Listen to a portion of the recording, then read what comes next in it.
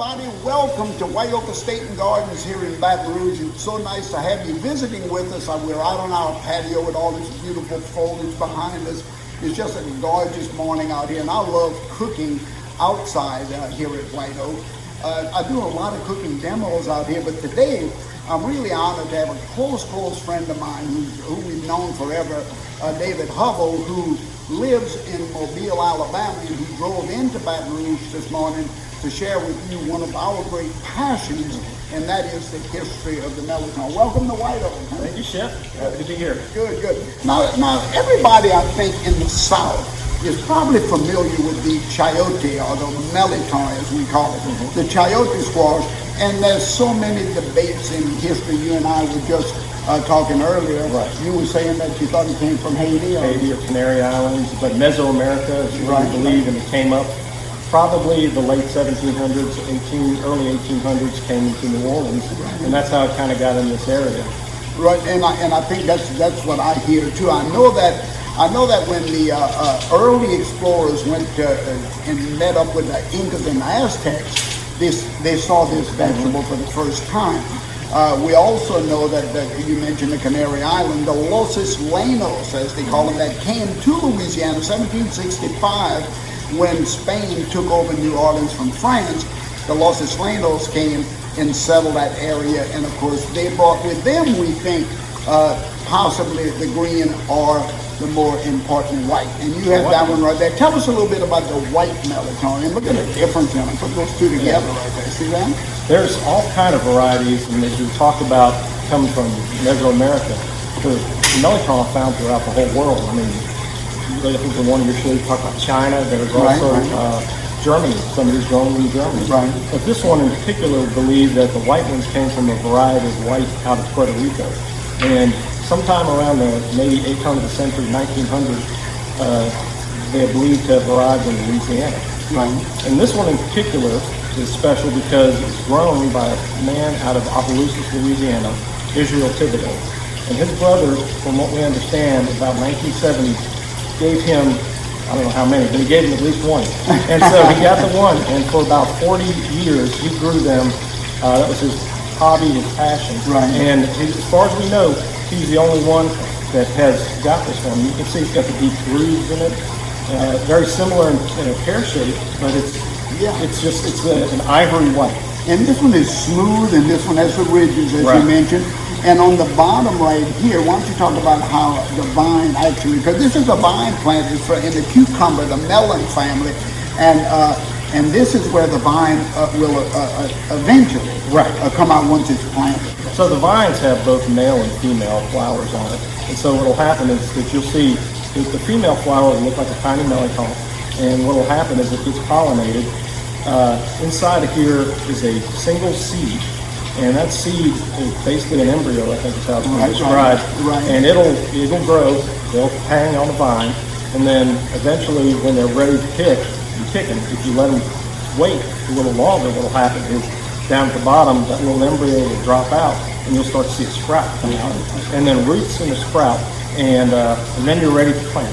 Right, no, exactly. And in fact, just to show you this, I actually cut one of the Mirliton because normally you have to poach them in a lightly salted water to get them tender because they're very hard. But right here, if you can see this, here's that embryo. Everything needed to germinate this plant and to keep this plant alive, to get the vine and the roots out. Here's the seed right here. I can pull it out just like that. That's the embryo. And we always take this out when we do cook them from scratch. When we cut them open, we'll pull the seed out. And you can plant this as well. So I've gone ahead, you can take that one right there. I've gone ahead and here's the other half of it, and there's the seed right there. And I'm going to turn the heat on here. And what I want you to do, once these are nice and tender, you see you have a little spoon over there. Let me have one as well. And what I like to do is just once they're tender, just go ahead and scoop that meat out like this, just kind of get that meat out. I'm going to throw it in your pan. Sure. And I just scrape it because what I'm trying to do is create a receptacle to put all of the stuffing that I'm going to make right now. So you go ahead, you've done this enough time. Yeah. You don't need my help right now. Okay, let me tell you how I make my stuffing. In every family up and down the coast has their own recipe for stuffed Mirliton. And I'm going to begin.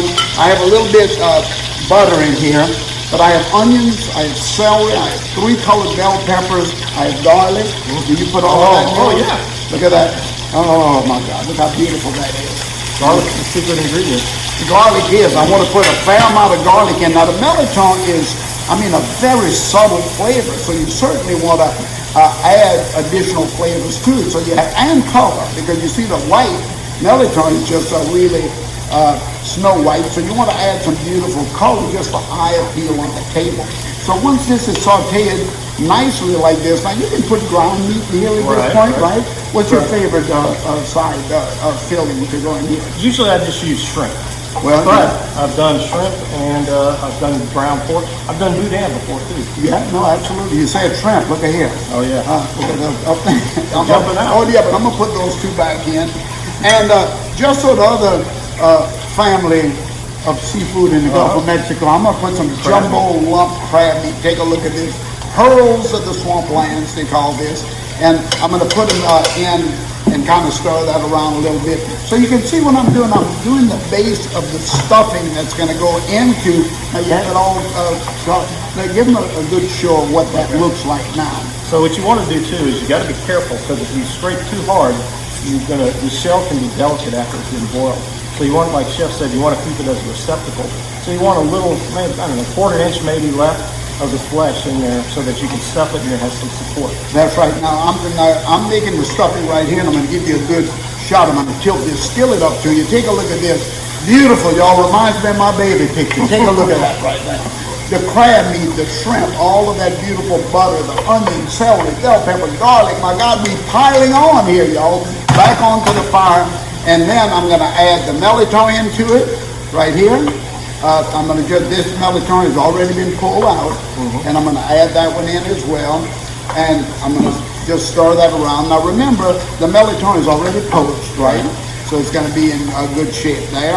I'm going to continue to cook this, and then as it starts to cook down in the juices of the crab and all of that starts to flavor, I'll come in with a little bit, why don't you put a little pepper and garlic in there, a little pepper, a little granulated garlic. Now remember, I have fresh garlic already. Now you can use this stuffing for anything, not only the Mirliton. You can put this inside of a fish stuffing. You can stuff a chicken breast with it. This is a beautiful, we do combine seafood and meat. How's yours over there? Oh, it's looking good. It's smelling good too. Okay, well look, let me do this. I'm going to go ahead and throw the breadcrumbs. I would cook this about another 10 or 15 minutes. And remember, I got to go into the oven to bake it, so I don't want to overcook it. I'm going to put enough seasoned Italian breadcrumbs in to pick up the butter and all of that to thicken that stuffing. Yeah, let's get a good handful of that. You see, this is what it looks like when it all cooks down. And now you want to go ahead and stuff one of those? Sure.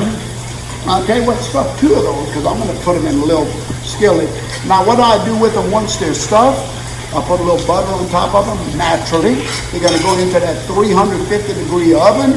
They're going to be toasted nice and brown. Normally 2 of them are served on a plate at a time, and they are an entree, or you can kind of tone it down a little bit and just have a nice casserole. You don't have to put it in the shell. You can actually put it in a casserole dish and bake it as well. So how's that coming? Huh? Oh, it's good.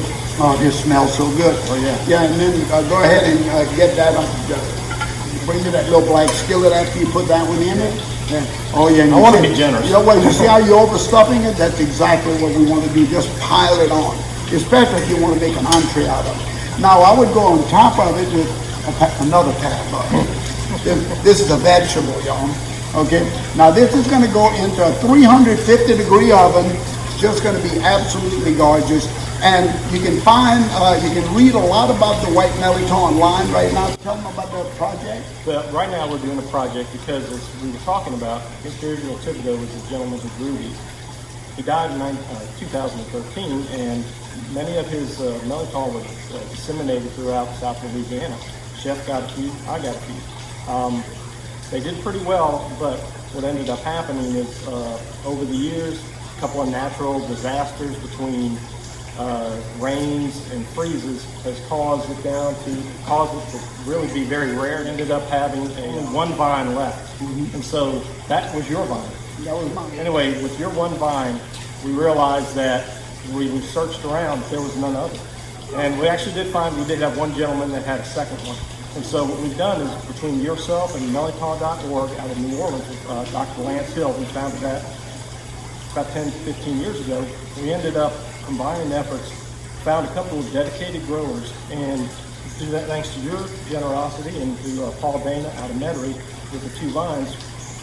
And the good fortune of having a spring crop this year. Yeah, we did. I've got a great crop. Right. We were able to get these coordination between basically 5 to 6 growers. And so what we're doing now is if you go to Mirliton.org, you'll see a project, the Ishreal Thibodeaux White Mirliton Preservation Project.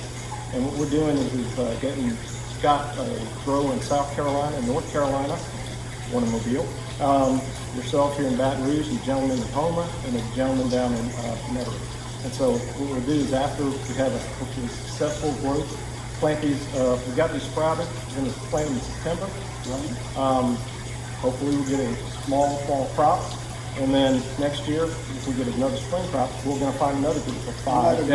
And that's really the reason for this little cooking demo is to let everyone know that it is our duty to preserve this part of history that was brought here, as we say, by the Aztec, Incas, all of these early empires. This was one of their choice vegetables. So Mirliton, Merliton, the Mirliton Preservation Project that this guy founded, headed up. I'm just proud to be a part of it. And we just want to continue to keep these vines growing. I was lucky enough, I think I have the last vine, I'm not sure, but just by luck, we had it here at White Oak Estate, and now we're able to show you a dish. And as you say, go online, and we just want to keep this project going and keep it alive. So, you know what? I don't know about y'all, but I'm gonna eat now. Thanks for being here. Well, I'm happy to be here. I'm gonna get some too. That's good.